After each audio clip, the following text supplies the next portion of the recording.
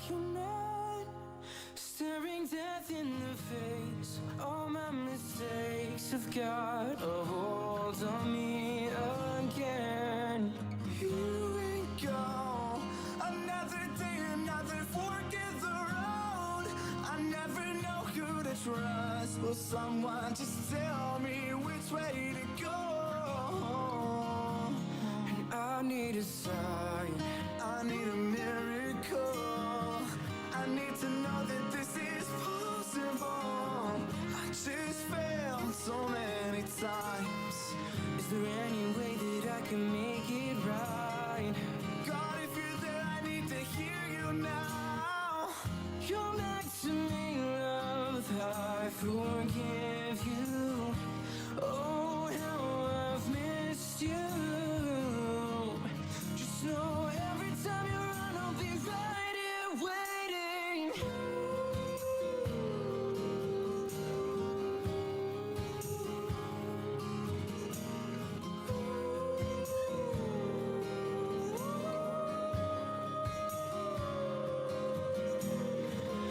This is no ordinary love. Listen up, listen up. This is no ordinary love. Listen up, this is unconditional.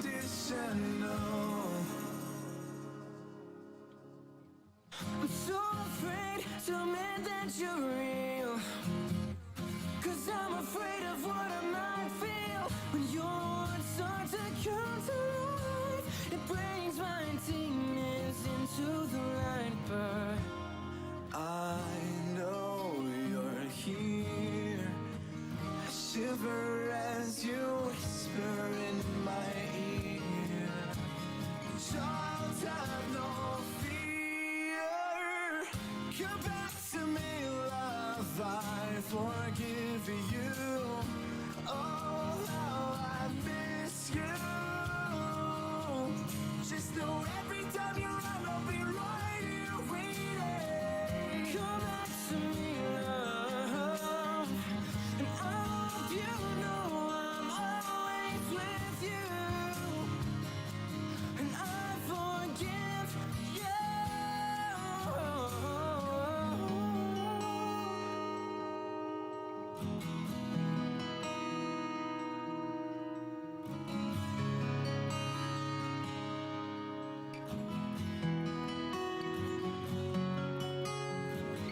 Lose faith in things unseen, unsure of what to believe, just dying to be loved. When love's right in front of us, we give up on our hopes and dreams, and let doubt take everything. The door will open when we realize we don't hold the key. And I tried to save myself, but I failed.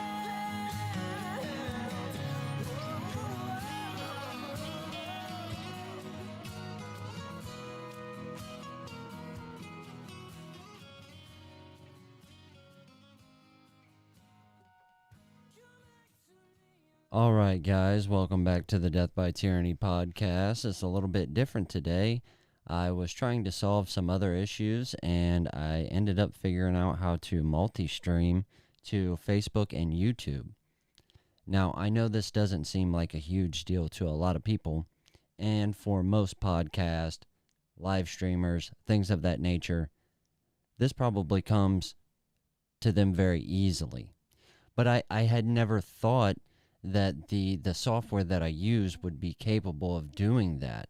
It literally only had so many things laid out that I could go live to, and YouTube and Facebook are primarily the only things that I go live to. I wish there was an option through Ecamm I could go live on Instagram, because I have quite a few followers over there. Most of the people that I follow on Instagram are they're not people I know in real life, but I'm very close with in the Second Amendment gun community, if you will. And a lot of the topics that I talk about, I think we have a lot of the same opinions.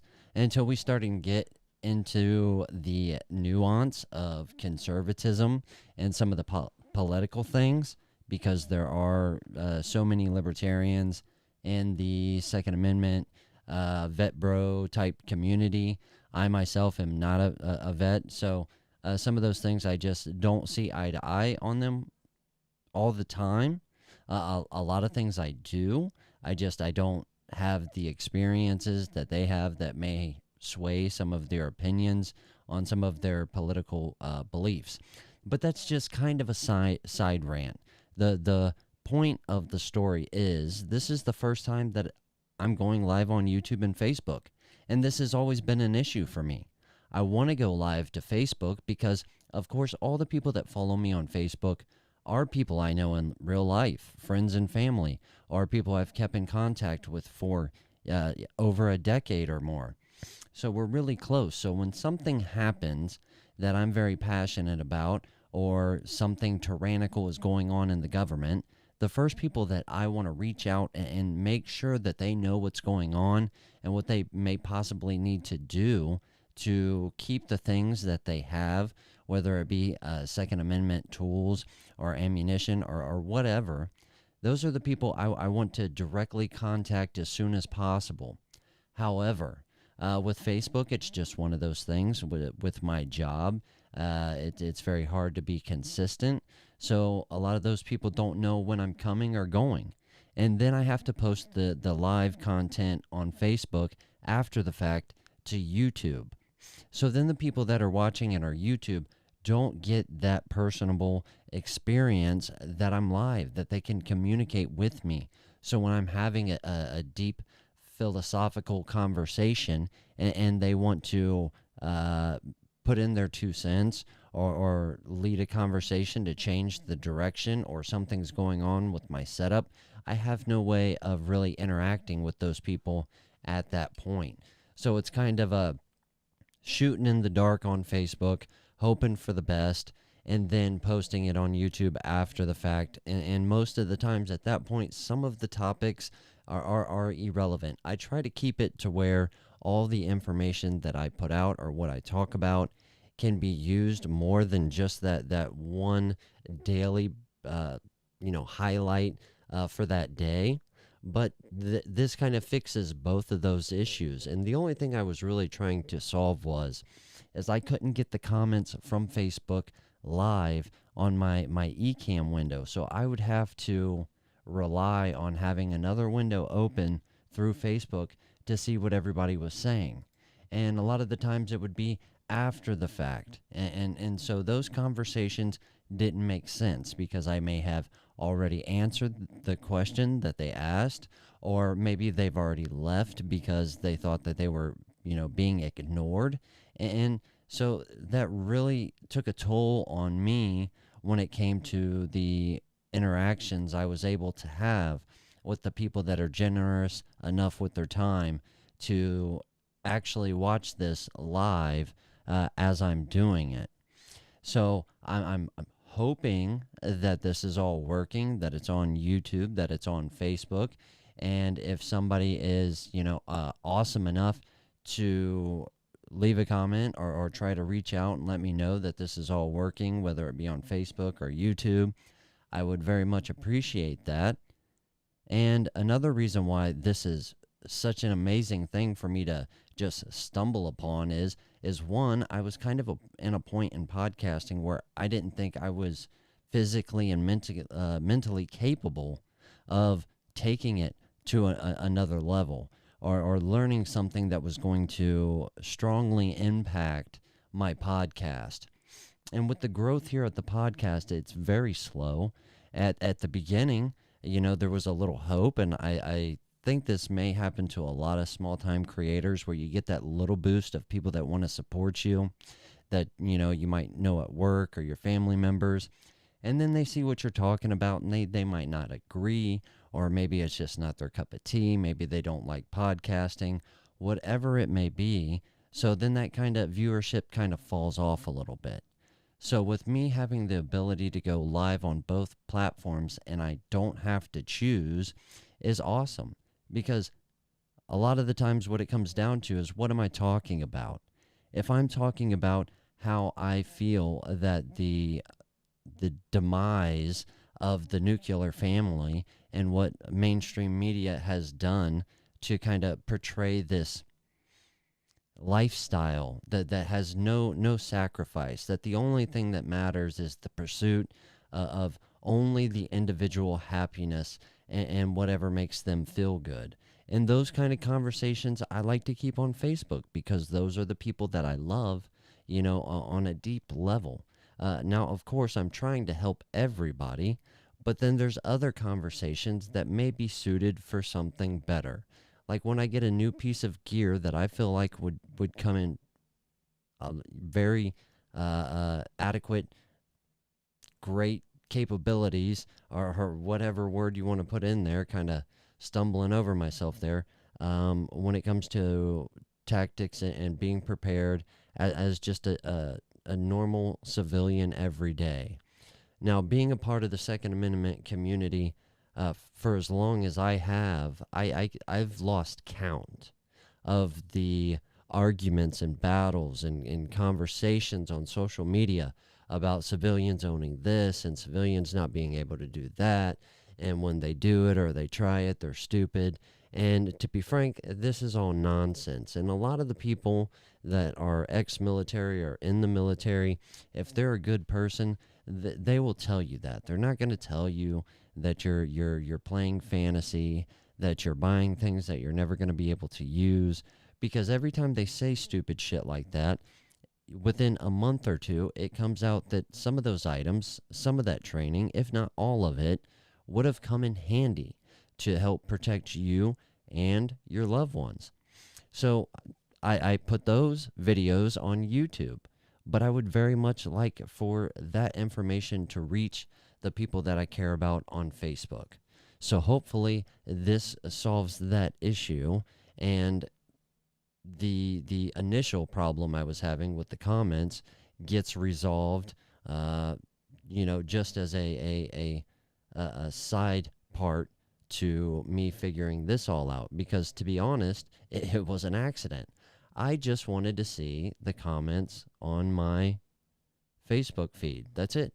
I just wanted to be able to see them live so I could have live conversations with the people that are showing me support.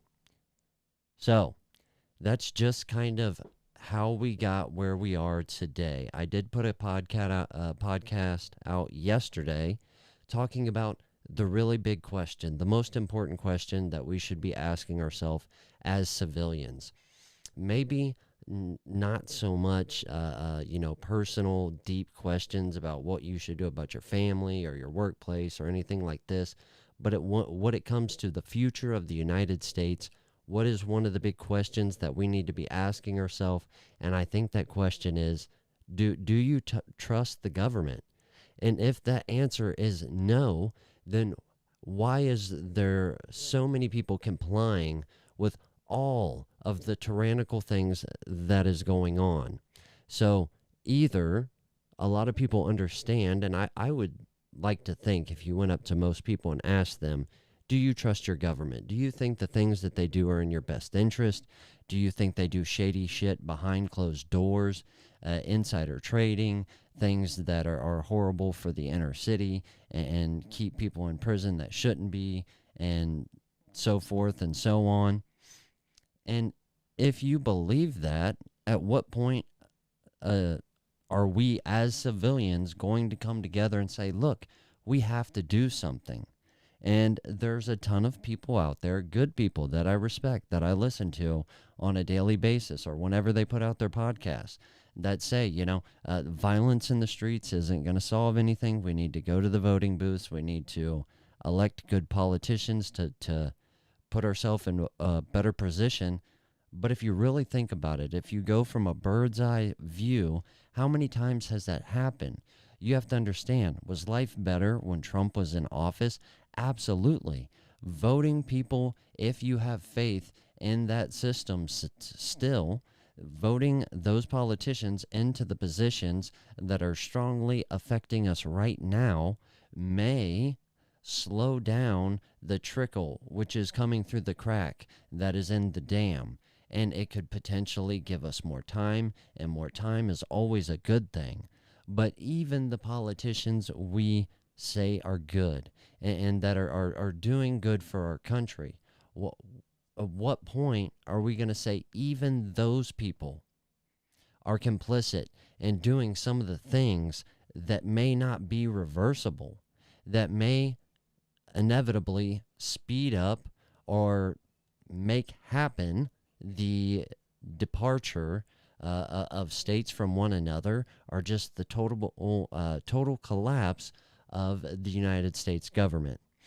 And when that happens, people bitch about the 1%, right? They bitch all the time. They don't pay their fair share when it comes to the progressives and the Democrats. They say, hey, the 1%, they're not paying their fair share. It's not fair.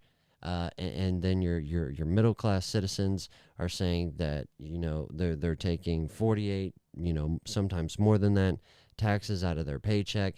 How are they supposed to survive? And it still comes back to that one question: do you trust your government? And if you're gonna say no, you have to realize that there isn't a level where that stops. Of course, they're taxing the middle class to death. Of course, the 1% aren't paying their fair share. That's all part of the system. That's by design. And the people and the politicians that come out and say they're trying to change this, they are not. You know why? Because they are part of that 1%. They are politicians. And I use this as an example. If you were going into an interview and the boss sat you down and they said, hey, we're going to give you a raise, or we can take money away from you, but it's your call. You get to decide. This is how Congress gets paid. This is how Congress gets held accountable. So do you really think that Congress is going to hold a meeting where they say a large portion of the people standing here today have been involved in human trafficking or insider trading or illegal propaganda or dealing with other countries?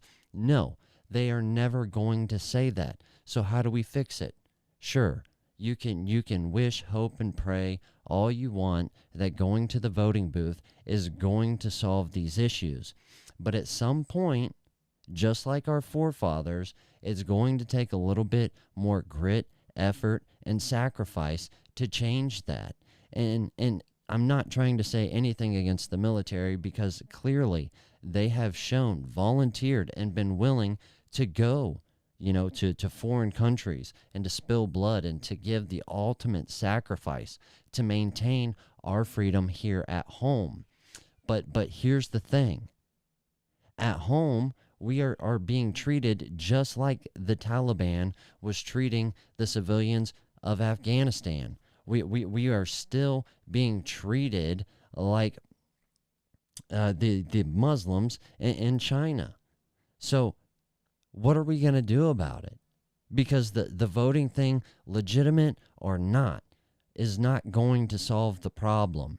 And we're just supposed to hope and pray that the voting cycle, the system we have in place, is going to continue to working to allow our country to survive. That is not the case.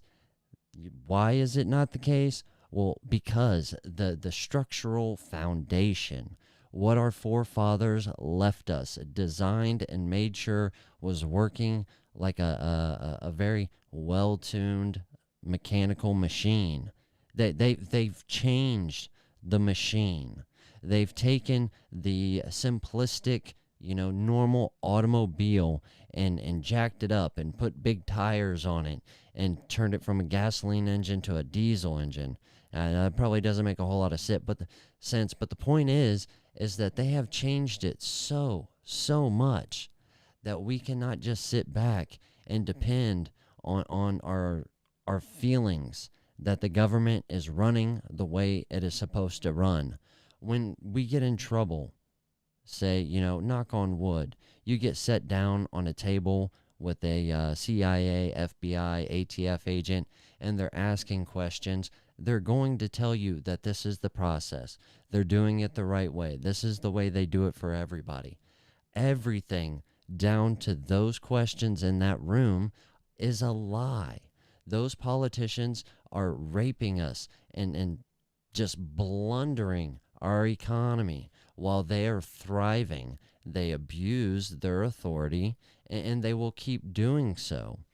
Uh, the Hunter Biden thing, for example, if you don't think that there is some kind of malicious intent behind everyone, the media, the Democrat Party, Obama, everybody that was involved in trying to cover up the things that was coming out about Hunter before the election is complicit. Maybe they didn't add ballots. Maybe they didn't go into the machines. But what they did is they used propaganda to brainwash normal civilians into voting for someone they knew was not capable, not eligible, and was going to do horrible things for this country. We still have to hold those people accountable. We have to stop living every day like the only time we're going to get to fix our country is every 2 to 4 years in a voting booth. We have to realize that the politicians, even the ones that look good on TV, are vicious, evil people that may seem good on the outside, but I promise you, once they step into that Oval Office or anywhere pretty much in Washington, D.C., their mindset goes from I'm going to be here and do my civil service to help the people and to I am going to try to make sure generation upon generation in my family is financially successful. And whatever I have to do, I will do it because I have that power.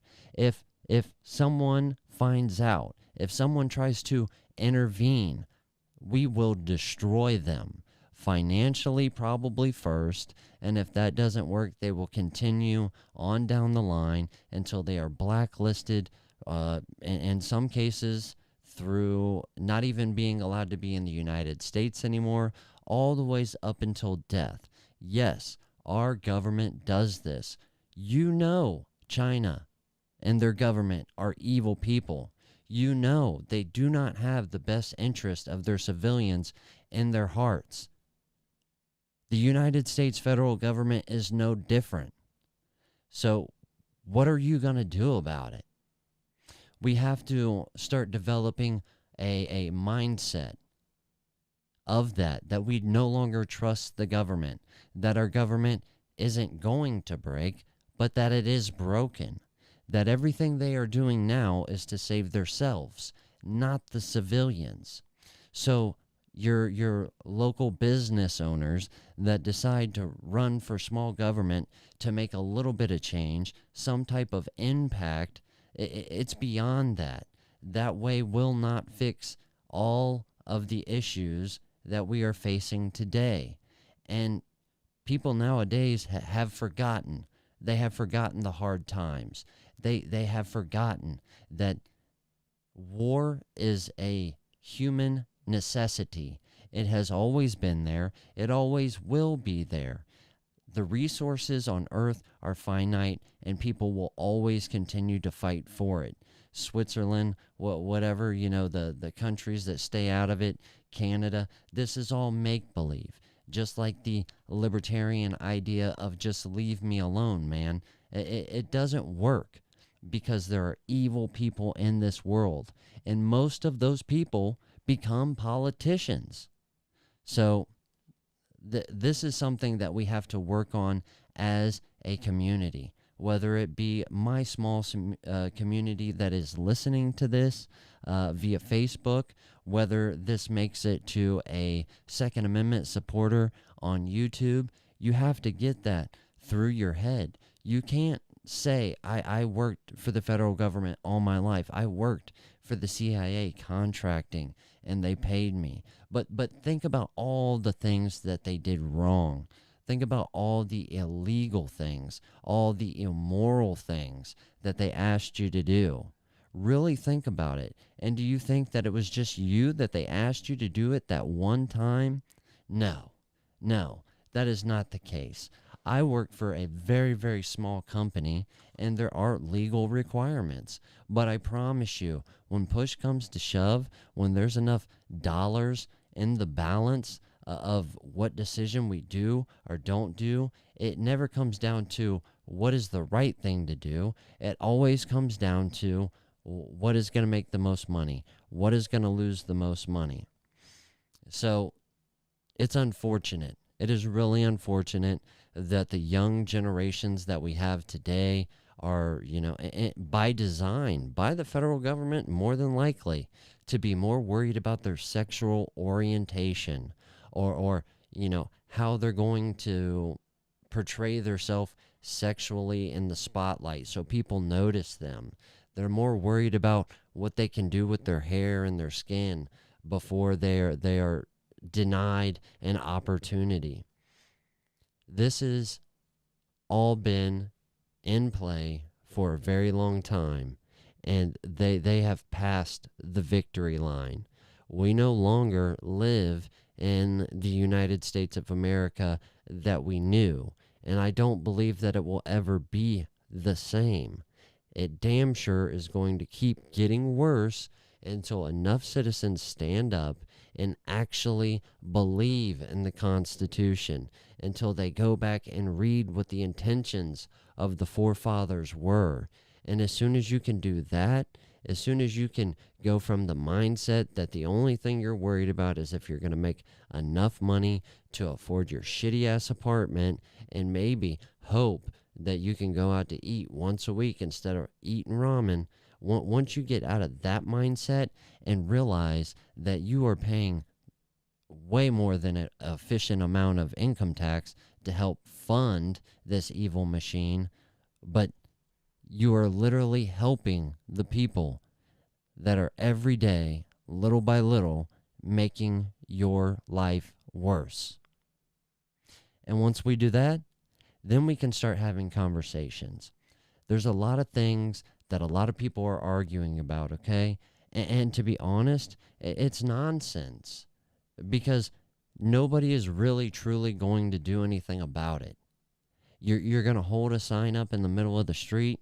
That's not going to change the federal government's mind if it helps them on behalf to make more money to keep the power. The sign means nothing. In some cases, the amount of people, it means nothing. Have you ever wondered why BLM was able to ravage most of the United States in their protest without even a slap on the wrist? Because they knew no matter how many people showed up, no matter how much damage was done, they were not going to derail the federal government system to completely take over. And if anything, it's going to accelerate their victory in doing that, because now they have been able to take a large portion of that minority group and radicalize them. And being radicalized isn't always a bad thing. But if you're radicalizing people that live in the United States, born in the United States, and are very blessed in the things and the capabilities they can do in the United States, if you can make them a radical believer in that the United States should burn to the ground, then of course they're going to let that continue to happen. The reason January 6th was such a big deal, the reason why they had to publicly displace all the humility and trying to do everything that they could to destroy those people's lives is because when those people went into the Capitol, whether they had intent or not, whether they had a plan or not, they were patriots. They were people that believed in the American dream. Those people on January 6th that gathered in front of the Capitol, whether they went in or not, were there to make actionable changes. They seen the problem. They skipped the bureaucracy and all the he said, he said, and climbing the ladder to get this done and that, and then it gets canceled. No, they said, fuck that. We're going to do it our way. We see the problem. We know the answer. Now we're going to get it done. The execution was obviously not very planned out, and didn't get them very far. But that is the difference. That is the huge difference between the 2 summers worth of BLM burning down our country. Oh, shit. And January 6th, where just a few had the right mindset, the right passion and love for their country. So we have to start acknowledging those people. When you see somebody that deeply cares for their country, someone who refuses to kneel for the flag, but also recognizes that we have the freedom to be able to do so. If you see someone that is actively training at your local gun range, don't make fun of him if he doesn't have the proper equipment or the proper stance. He's trying. He is trying to be a better patriot. So when that day comes, he can hopefully help turn this country around and return it back to its rightful grace and prominence that it was always supposed to be. And we just don't have that, especially amongst ourselves on social media. The 2A community is a very close and special community that is made up from all kinds of people all around the world. You have ex-anti-gunners. You have Democrats that bought their gun for the first time. You have military members that specialized in certain weapons that would like to learn about other weapons. You have civilians that have put so much time, money, and passion behind firearms that they can execute some of those missions and tactics and skills better than the people that were in the military. But instead of all of them agreeing, a lot of them with the knowledge because they worked with the federal government that they are evil and trying to destroy this country, none of us are worried about having the conversation about how do we take this back? How do we, the people, regain power? You don't hear those conversations on social media. They're too worried about arguing whether or not the new fucking $500 red dot mounting system for the rifle is too much money or if it looks like a spaceship. This is all white noise that has nothing to do with what's really going on. And in a lot of cases, even the stuff that's going on in the political spectrum, it doesn't matter. I would love to think that if somebody gets elected for the ATF head command and it isn't just like a fill-in person, that person understood firearms and cared about the people's rights to be able to bear arms like the Second Amendment says we should, and that they would not infringe it. But guess what? That's not who they are trying to put in that position. They are trying to put somebody in that position that doesn't really know shit about firearms. They obviously don't understand what the Second Amendment says, and even worse than that, they have been radicalized to hate guns. They have been programmed to make their mission to take as many guns away from law-abiding citizens as possible.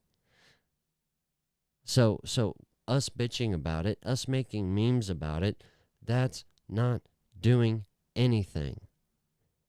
And I said it yesterday. I'm not necessarily calling for violence. A lot of times, violence isn't really what solves the bigger issues and make sure that they are solved for generations upon generations after. But what does have to happen is enough civilians have to stand up and show the government that we are on their level. That we're not playing a game where they're up top watching the chess pieces being moved and we are the pawns that are being knocked down, because that's how it works right now. We need to make sure that they are on the chessboard with us and they know just as easily as we may fall, they will fall too. We have to have that level of respect. The government can no longer have a monopoly on violence or a monopoly on anything. When the federal government makes decisions that we, the people, do not vote on, we, the people, should be ready, stand by, to step in and make that change or that demand to say, no, what you're doing is not right. We will not allow you to do it. Let's try to get an example so we know what we're talking about here. I got to be at work in 4 hours, so I'm pretty tired. So we're going to try to get through this. So Joe Biden, in his debates, comes out and says that he's going to stop fracking, make sure that, natural gas industry suffers and the pipelines are stopped and yada, yada, yada. And of course, the hippie retards say, oh, yeah, this is a good thing. We're going to vote for Biden. Well, when he started putting those plans into action, we immediately started to see consequences from it. So where was we, the people? Where was this mindset of our forefathers to be able to walk up to the White House just like they did in January 6th? And I'm not saying kick in the Capitol doors, but show up on the front lawn, thousands, hundreds of thousands of people, and say, Biden, you fucked up. We demand that you fix this issue. Well, what gives you the authority? What gives you the authority to show up on the White House lawn and start demanding things? Well, Mr. President, it's because we are the fucking people. And you are not here to rule over us. You are here to serve us. You are here to do what is in our best interest. Not the 5% of hippies, not the 1% of Democrats that donate millions of dollars to your campaigns, but the 100 millions of Americans that just want to live a better life. This is the mindset we have to get to. That is the question we have to answer ourselves. So I know that was a little bit of recap of the last video I did, but I didn't really have a whole lot to talk about today. I did want to make sure that I had the ability to go live on Facebook as well as YouTube on the same time. Nobody, it looks like, I believe, left a comment, so hopefully at some point that will work. I don't know if you can leave a comment on Facebook just yet because I only have 27 followers. So if you really want to help the podcast, you really want to help me try to spark some of these conversations with just normal people and not try to go on Instagram and be in my echo chamber where people think and believe the same way I do, except for maybe a little bit of nuance on subject from time to time, but actually go out and talk to the people that never get to hear this stuff. I would love to have people on the podcast that are official operators that kicked in doors, owners and CEOs of companies across the Second Amendment community. I'm not there yet, but it's more than I'm not there yet that I can't get these people to come on. It's more about the message, the passion. Why I do this is not necessarily to talk to that CEO of that really cool camo, firearm accessory business.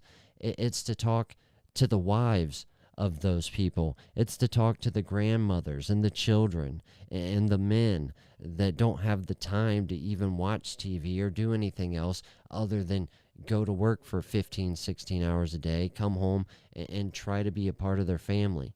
Those are the people that I'm trying to get this message out to. So they understand when they go to the voting booth, it really does matter who you mark and who is in leadership. But that is not where it stops, because that is only slowing the small leak in the crack of the dam that is getting ready to burst. And quite frankly, I believe that only God is keeping that dam together at the moment. And it is very, very close to just crumbling and letting that flood of corrupt politicians being able to take more and more, and for your normal middle-class American to suffer, to lose their house, to not be able to feed their children, and all of the ones that are going to go through that struggle. probably struggle now as it is. So they're not going to have firearms and food that lasts for 25 years. So maybe if they listen to a podcast or two of mine, they at the very least, obtain enough knowledge to know that the federal government didn't do anything to stop it. That when the federal government comes after this disaster happens, they may say that they are there to help, but they're not. They're only there to reshape this country and their image, and it is going to be far worse for you when they do so. So if they can learn that they cannot trust the government, then maybe that will get them to the next step, to where they are starting to prepare. They are starting to train. They go out and they buy their first gun. They have questions. We start a dialogue, and we can really start to develop a community amongst civilians that are just at number one in the process, right? I'm not Tim Kennedy. I'm not Mike Glover. I'm not trying to take you 0 from 100. I'm trying to say I am a normal person, and I'm trying to get there myself. And I struggle. I'm lower middle class. So if I can do it, if I get into this mindset and it begins to help me to develop the plans and the protocols I may need for the worst case scenario, that at this point isn't a tinfoil hat theory. It is going to happen. The only question is how prepared are you going to be? Are you going to be prepared enough where you have some type of ballistic protection for your children to travel outside of your home to get somewhere safe? Do you have enough things in your house that you're able to bunker down in your house and maybe survive a couple of days to hopefully last until the conflict ends? That's where we need to be. We really have to take it back to the most simplest form. And me, myself, going through the process right now, I think I'm a good candidate for that. I'm not speaking over people. I'm not trying to say that I'm smarter than other people. I'm just trying to say that in my free time, I don't drink alcohol. I don't go out and party. I'm not driven by sexual deviancy. I'm driven about trying to save my family. I'm driven about how to figure out if, God forbid, knock on wood, an active shooter or a school shooter was around my family and loved ones, they were prepared enough to survive that situation. Okay? So I really think we have to get to that point. Now, everything seems like it's working, like I said, other than maybe the comments is still pretty iffy here. I'm going to go ahead and close a couple pages and see what's going on. See if we can't get this working before we off.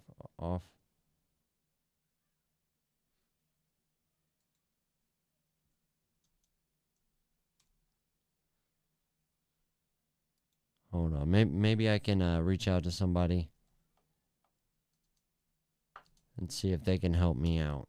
It says I have 2 viewers, but I believe that's probably just me having the YouTube and the Facebook open to make sure that they're live. And obviously I got on a rant there, so I'm not exactly sure that was the case. I very much could not be live, and that would suck. Well, there's that one. So we are live on YouTube still. Did we possibly unable to go live? Huh. We'll close that out and see if that don't do anything. Sorry, like I said, this is kind of a big moment for me. I didn't want to leave it at just me troubleshooting. I wanted to offer you guys a little bit of conversation, hopefully to inspire you to do something more than waking up, going to work, and worrying about all the devastation that is going to come from this horrible leadership that we have in office right now. And also, before I get off here, maybe we'll figure out the comments on another day. Like I said, I'm super tired. I have to get ready to go to work here in a few hours, and I've not been to bed. But so we're at the end of the video, and I'm sure not a lot of people make it this far. If you do, if you make it this far in the video, I very much appreciate it. I'm glad that you at least enjoy me enough to hear me talk for a few, almost an hour now. But when I did post that this video was going to go live, not just for troubleshooting, I said that I was going to talk about something very personal to me, and I don't really know how to go about it. I would like to think that I'm a decent man. I would like to think that, I'm sure I was a shithead growing up, but I would hope that my dad's proud of how I turned out. I know I could have turned out a lot better, and I hope I'm a good father to my children. But what happens in life is kind of out of our hands, out of our control, right? Only God knows what the plan is and what's going to happen. And unfortunately, someone close to me, I don't know that he wants me to say anything on a live, public podcast, but he has developed prostate cancer. And from what I know about prostate cancer, it's pretty devastating. It's pretty painful. It's kind of obvious that it's pretty painful. The person going through it isn't a very talkative person, not a very personable person. Is probably where I got it from.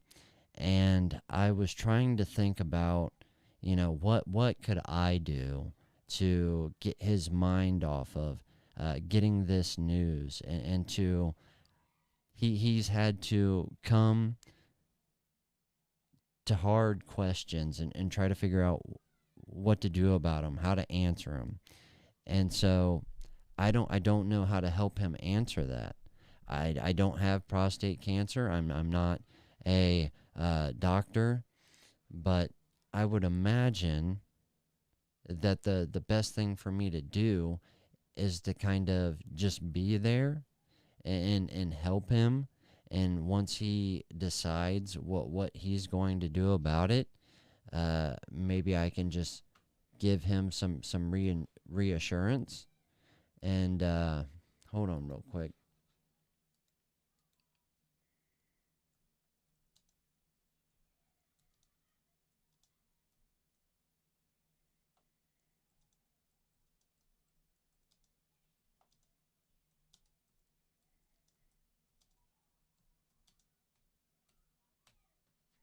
All right, sorry about that. I had Messenger open, had a message, but so obviously, being told that you have prostate cancer, that itself is probably pretty devastating. From what I understand, there are different courses you can take to try to fight this, and one of them is radiation. And I think enough of us have watched Grey's Anatomy, where they try to make you feel like you're doing something wrong if you choose not to do radiation. And then the people that choose to do radiation usually end up dying anyways, and they feel like shit, they look like shit, and they're pretty much in and out of the hospital, and it's fucking your body up. Or there's usually surgery, and I think he's gonna probably go the surgery route. Like I said, I wish I could tell you who it is. It's not my business. The only reason I'm talking about it is because it's extremely close to me. It extremely affects me. Obviously, it's not something that I wanted to hear, or I'm not looking forward to, and it's not even me, and it's very devastating. So, with the channel being so small, and maybe this, like I said, I don't want to sound like a dick, but if I was a huge YouTuber, if I had a couple 100,000 followers, if I had a Patreon where people donated to do things, to help me do things, to fund projects, to do cool shit so I can record it and make content for the audience, this wouldn't be as shitty as it is. And I don't know how else to do it. I don't know how else to ask, and I don't know that it's gonna be anything significant or make a difference. But me being in the like I said, kind of the Second Amendment community, my passion is small arms and guns. I'm very much so into cloning military rifles, and it's kind of hard to get where I'm going with this without letting you know who it is. But I've always wanted to find a range near me that has a 1,000 yard range, pretty much. I want to be able to hit a target at 100, or I'm sorry, excuse me, 1,000 yards. And I've known for a long time that this person is he likes target shooting. He likes precision and stuff like that. And I thought maybe since I'm into cloning military rifles, actually the next rifle that I wanted to do was an MK12 Mod 1. It was a design for the military to take the AR-15 platform and make it a little bit more accurate at a little further distance, and kind of be like a precision AR-15, if you will. The only problem is just like with any military parts and blah blah blah, they get bought up by the military, or once the contract is over with the military, those parts seem to get discontinued from the factory, if they were even ever available for civilian population to begin with. All right. So to clone an MK12, to make the closest thing you could possibly make as a civilian, it's not only about money, right? It's also about the hunt. That's one of the cool things about cloning. You got to hunt it. You got to learn the different options for each piece of that rifle. You have to know people. You have to do trades sometimes. And sometimes you get trades for shit you didn't even want, just so you can trade for other shit you need for the build. Long story short, I want to build this MK12 Mod 1. It's a very capable AR-15 platform, and, the channel isn't really growing, and I don't know if that's just because I'm another talking head bitching about gun rights or whatever, but I really think that having the ability and the equipment to take you along on an adventure to build an MK12 Mod 1, to actually like take you to the sites, and how aggravating it is, and how many people you have to talk to, and how many times you get ripped off on the internet buying shit off the Instagram, or buying a part off of eBay and it being fake. There's videos about all of these individual issues on eBay, or I'm sorry, not on eBay, but on YouTube. But I don't know if there's a process from start to beginning, the actual journey. There might be a video where they have all the parts, and then they show you how to put it together, and they tell you where they got all the parts, and just be really quick. But I'm talking about actually kind of making a series of content about just a normal civilian guy hunting down each individual part to clone a MK mod 1, and not only is it going to be, in my opinion, maybe it's not. If you guys think this is a stupid idea, obviously leave a comment, but I think it would be super cool to see the whole process, especially for new cloners that have never done this. And I'm not saying I'm an expert at all. There are tons of people that I go to ask questions and to help me find parts, and that would be included in the content on how to manage to obtain all these, military clone correct parts. And then at the very end of that, once it is built, obviously you get to see it tested and how it works and see if that was actually a pretty decent military sidearm. Spoiler alert, I think it was, because a lot of people like cloning them and they were there for quite a while. But anyways, it also has a special meaning, because at the end of the day, not only are we taking people along the adventure of learning to clone and build the MK12 Mod 1, we're also going to take it out and learn how to shoot 1,000 yards. And to put the icing on the cake, to put the ribbon on top of the prize, it's going to try to involve and hopefully be able to complete with somebody very special to me that has prostate cancer, and maybe that can be something that we've both always wanted to do and never got to do, but we will make happen before it's too late and it's unable to do. And to me, I think that would be super cool. And like I said, it's not really about the gun, the adventure, the concept of going bit by bit, learning the cloning community. Yeah, all that stuff's cool, but to be able at the end of it to sit down in complete silence in a beautiful environment and crack that shot and wait for whatever the lag in time is before you hear the steel go ping.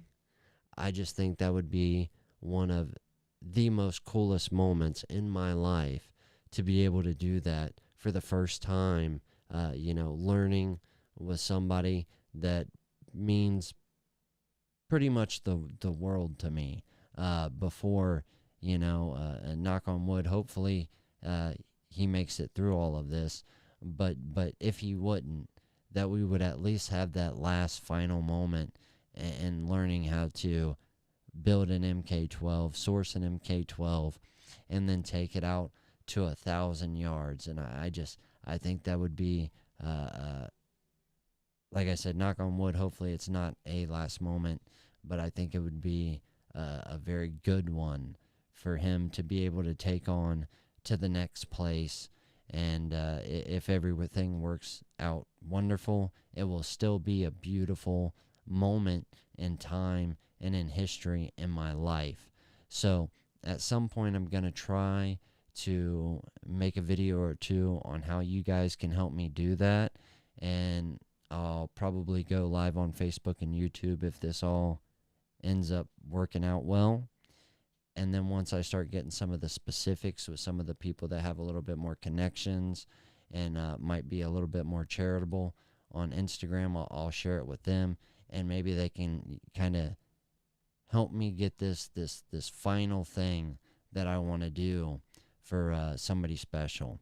And I think it would be super cool to see a lot of the veteran community step up and help. And I know they've done more than anybody should ever ask them, but you see a lot of them help their brothers and internally in the veteran community. But when you see those people step out of their comfort zone and step out of the people they think they owe the veteran community and give something back to just a normal civilian, I think that adds to it too. That makes it a little bit more special or special. But I'm getting ready to pass out, so I love you guys. If you know anything about the MK12 Mod 1, obviously I know what they are. I know what most of the parts are. If you know about anybody that has one, that maybe have a couple thousand rounds put through it, maybe it's a little beat up, it doesn't matter. One that's fairly cheap. I know a lot of people ask a lot of money for those. I'm not even really picky about the rail when it comes to the CAC rail. I don't know how any of the GoFundMe shit works. I hear a lot of those people are liberals and they'll take your money, especially if it has anything to do with like guns and stuff. So I'm not sure how I'm going to manage to organize that just yet, but I am working on it. So stay tuned for that. Um, if you do the prayer thing, pray for him. Hopefully, the surgery takes care of it, and we have a lot longer and the rest of our lives to be able to build that mod 1 and take it out to 1,000 yards. But I think that's it. I love you guys. Stay prepared. God bless. America first. Peace, y'all.